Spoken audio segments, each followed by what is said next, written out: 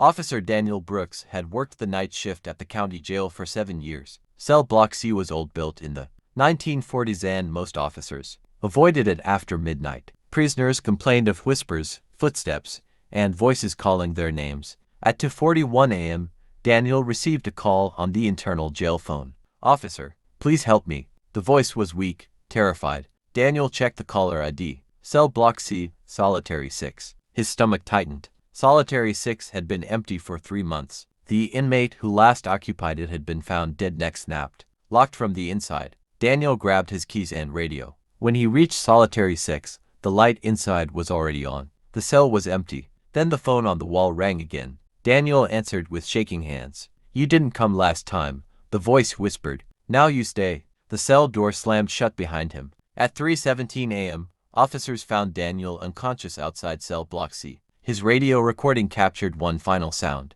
a jail phone ringing from an empty cell. Daniel resigned the next day. Solitary 6 is now sealed permanently.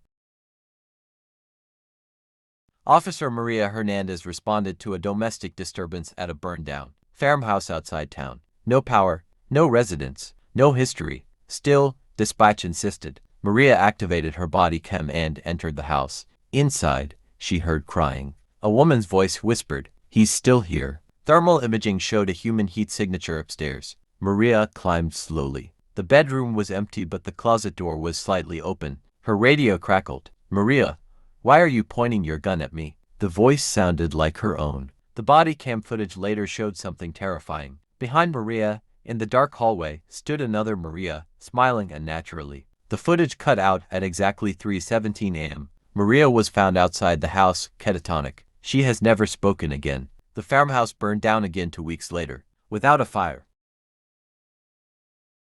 In 1998, Officer Kevin Moore responded to a 911 call from a payphone on Route 12. The caller said only one sentence: "I'm already dead." When Kevin arrived, the payphone was ringing. He answered. Silence, then breathing. Dispatch radioed him. "Kevin, we just traced the call." Kevin frowned. "That's impossible. I'm standing right here." Dispatch went quiet. Then came the words that ruined him. "The call came from your badge number." Kevin laughed nervously until headlights appeared behind him. A patrol car pulled up, his patrol car. Inside was Kevin, blooded, staring forward. The radio inside that car crackled. "I'm already dead." Kevin collapsed. The official report says Kevin suffered a nervous breakdown. The payphone was removed, but locals say, if you stop on Route 12 at night, your phone might ring first.